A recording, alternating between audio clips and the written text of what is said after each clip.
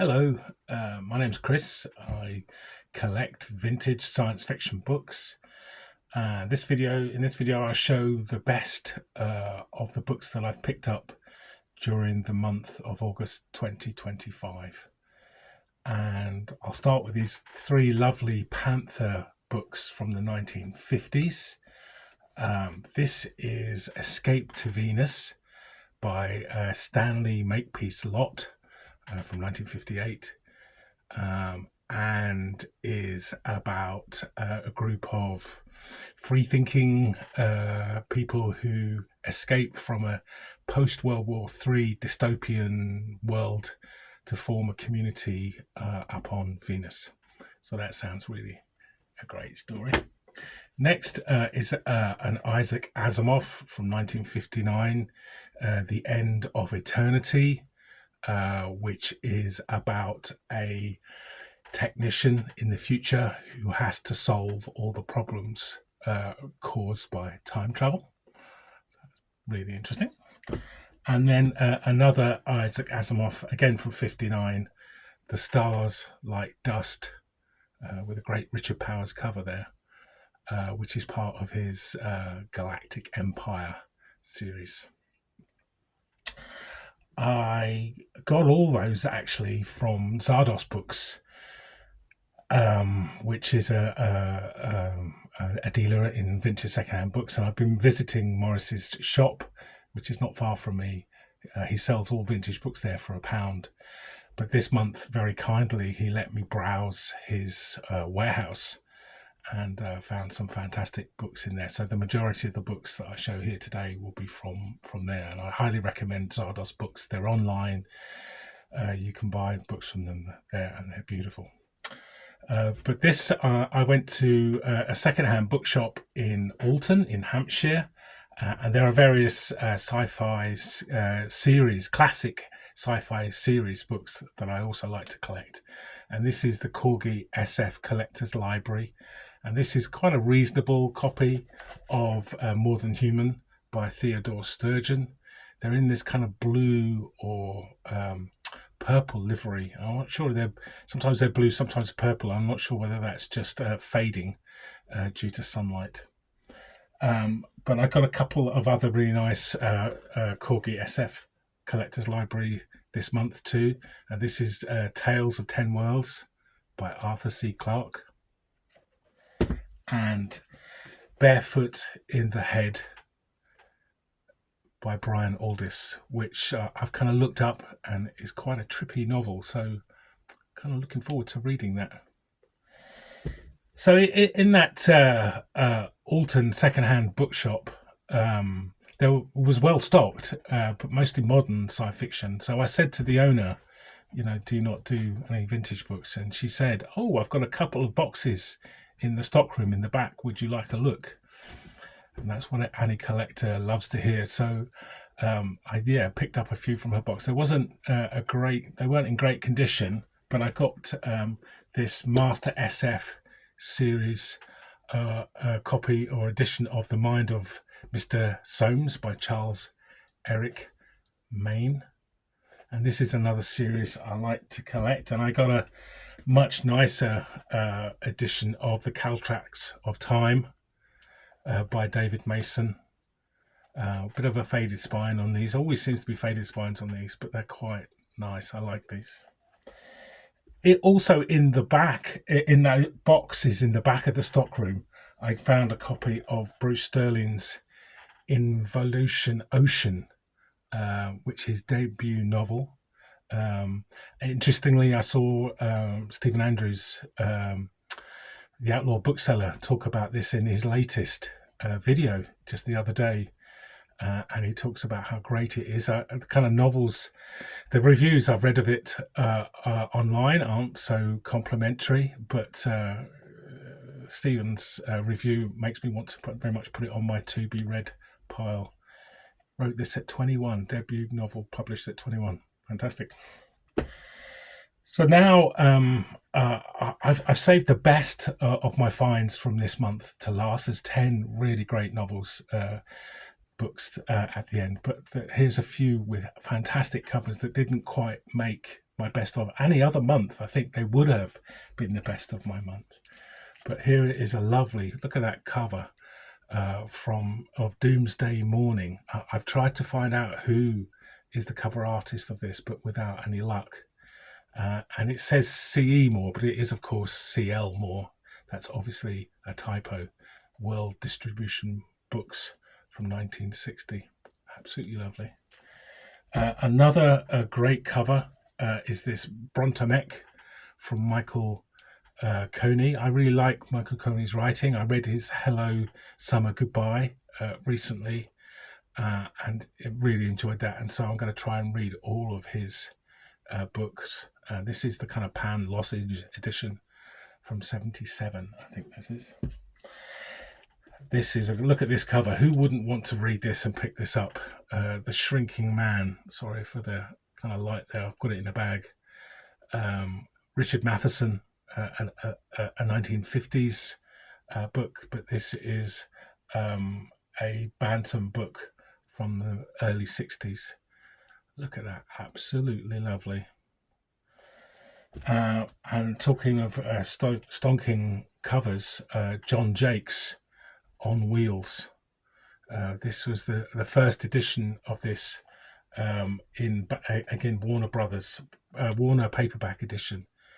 Look at that cover. Isn't that absolutely terrific? Don de Ponches is the cover artist. Really like his work. It's about a group of people who commute on cars through a kind of fantasy lost. Anyway, I'm just kind of burbling because this is such a great cover. Look at that book. I like John Jakes. I've got quite a few of his novels, and he wrote very eclectically, in different styles and in different ways. But that's absolutely beautiful. And talking of great covers, here's another fantastic cover from Clifford D. Simak, The Werewolf Principle. Again, a Pan book. And I haven't been able to find out who the cover artist of that was, but it's absolutely lovely. I also really like Monarch books. I've talked in the past about Monarch. They're a early 1960s publisher, a US publisher, sort of pulp, I would call them. Definitely, I like them for their cover art rather than their content. But this is from 1962, The Red Planet, Russ Winterbottom, with a Brill Heart cover. Look at that. Again, lovely. Then they do quite a lot of the end of the world kind of books. So this is The Day the Earth Froze, Gerald Hatch. Again, Brill Heart, Ralph Brill Heart cover. Doomsday Wing, post-apocalypse book by George H. Smith. And I guess my favourite find from this month, which I got online for like £1 or £2, is The Day the Oceans Overflowed by Charles Fontenay. Look at that.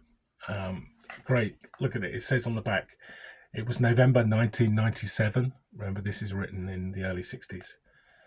And the governments of the world pool their scientific resources to solve the population problem by melting the ice caps to form a new continent. What could possibly go wrong?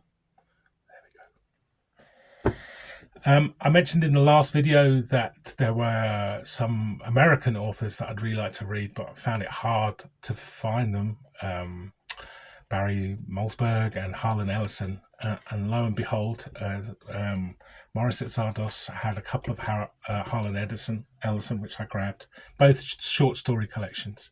So this is From the Land of Fear, Belmont Tower. And look at this another great cover, Alice in Wonderland. I hope you can see that. Sorry for the glare. I've got it in a cover.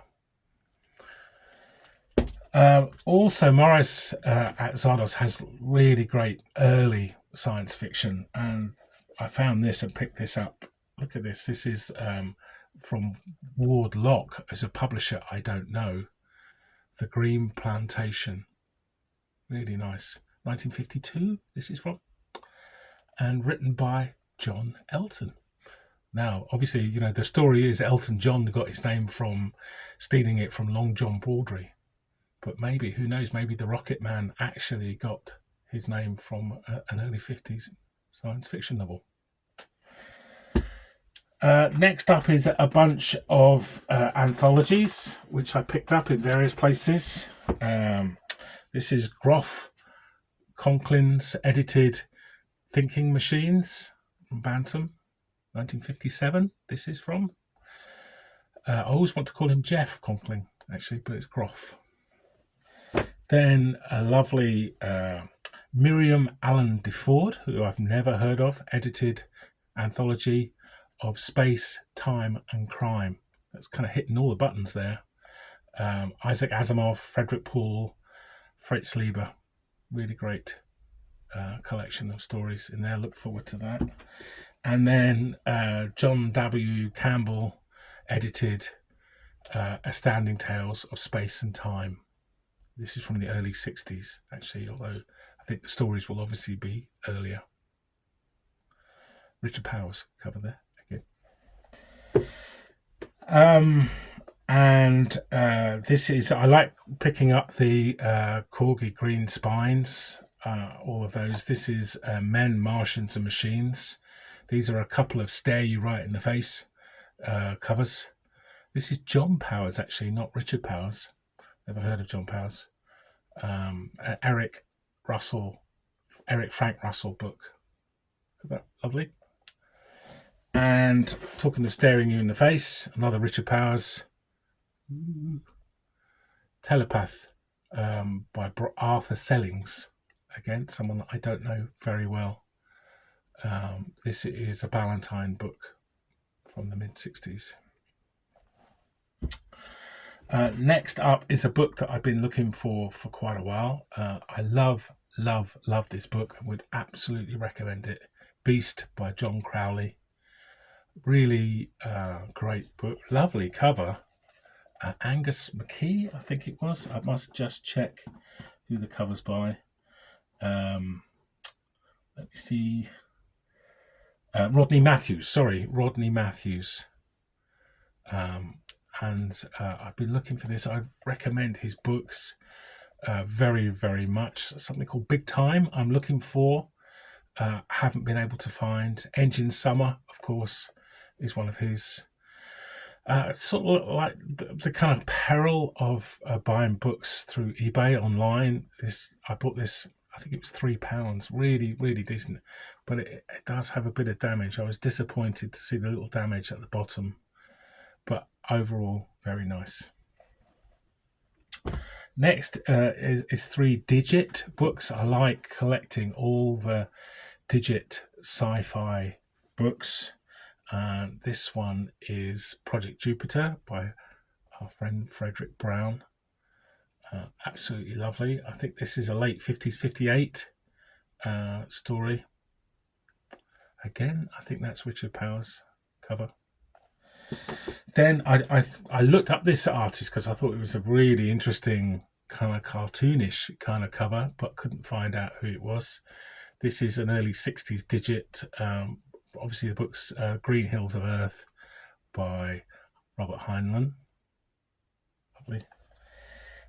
Those both were from Zardos, actually. And this I found in a charity shop, Alien Skies by Peter Dagmar, who I don't know. Another Digit from the 1964, I think this is. Little bit of damage, but you know, considering how old it is, not too bad. Increasingly hard to find vintage books in charity shops. I don't know what they do with them all. Presumably they give them to World of Books or something. I don't know. But we should all agitate for charity shops to put their vintage books out on the shelf. Next, okay, yeah. So here we are now. My top 10. Come to the getting to the end of the video here. Thanks for staying with me. But these are the best finds I found this month. Pretty much all of them were from Zardos, although not all. and all by classic authors. So first off is this first edition of Star Maker by Olaf Stapleton. This is the Berkeley edition from 1962. Yeah. For some reason, they've added the to the front, the Star Maker, but it's actually Star Maker. And so this was the very first paperback of Star Maker. Although this, of course, obviously is a 1930s book. Next up is John Wyndham, The Infinite Moment, which is a collection of his stories in Ballantine from the mid-50s. Most of the stories, 4 of the stories, have been published here in the UK in Consider Her Ways, but 2 of them were different. So I don't know what's going on there. I might kind of have a look, see what happened there. But lovely again. Next up, again, the classic Canticle for Leibowitz from Walter M. Miller. This is the Corgi 1970 edition in really nice condition. Very happy to have this. Really wrote some great books. This is a classic. If you haven't read this, you must. Next up is really interesting find, J.G. Ballard collection of short stories, The Voices of Time and Others. Again, sorry, got that in the bag, so it's a bit glary. It's not in the best condition, so I wanted to look after it, protect it. Interesting, very early Ballard. On the back, it says, we wanted to direct you to his first novel, The Wind from Nowhere. So this was from 1962, the same year as his debut novel, The Wind from Nowhere. Lovely. Next up is another Wyndham, a kind of movie tie-in edition of The Midwich Cuckoos, which is my least favourite John Wyndham novel. I know people really like it, but I could never get on with it. And so this is the movie tie-in, Ballantine, 1960. Interesting. I've got over here the UK movie tie-in from Penguin of The Midwich Cuckoos, and it's kind of interesting to compare and contrast kind of US and British publishing at that time. Next up is a book I'm kind of ashamed to say I've never read, Ubik, Philip K. Dick. This is a Panther 1970s edition. So it's not in the best condition, but I've never read it, so I'll probably put this on my to be read pile. And read that. Next is The Mile Long Spaceship by Kate Wilhelm. It's a collection of her short stories. I've read a couple of her novels, but none of her short stories. And again, Richard Powers again on the cover, so lovely. This was Berkeley, yeah. And so the final 3, I couldn't choose between these as the best finds, but here we are: a Corgi green spine edition of Fahrenheit 451, Ray Bradbury's debut novel. Pretty sure it's his debut novel. Corgi green spine. It's a little bit chipped at the edge, but yeah, absolutely lovely. 1957, so just a couple of years after it was published. Lovely. Then it's the best of Frederick Brown. These Ballantine books, I really love them. Try to collect these. These are other series of SF books, the best of the kind of short stories of these classic authors. Hard to find these in the UK in anywhere near good condition. I've got a couple which are fairly poor condition, but this is absolutely mint. Again, absolutely lovely. And final book, again, is a book I've been looking for a long time. I collect, my core of my collection is Penguin sci-fi from 1935, Irwin, by Sam Butler, back up to 1985. and this is an absolutely lovely mint condition of The Furies by Keith Roberts, and this ticks a number of boxes. Obviously, Penguin, sci-fi, tick. Keith Roberts, tick. Post-apocalypse, tick. I'm really looking forward to this. I haven't read this. I've read about it online, and the blurb on the back says, America and Russia explode huge H-bombs simultaneously, but the tests go wrong, cracking the seabed. The Thames flattens into a floodplain and London is drowned. And now comes cosmic retribution. Giant wasps, monstrous and deadly, directed by a supernatural intelligence, invade a reeling world. In England, isolated guerrillas fight on. Now, who would not want to read that? Absolutely lovely. So thank you very much. That's the kind of best of my finds from August 2025. I look forward to seeing you again. Bye.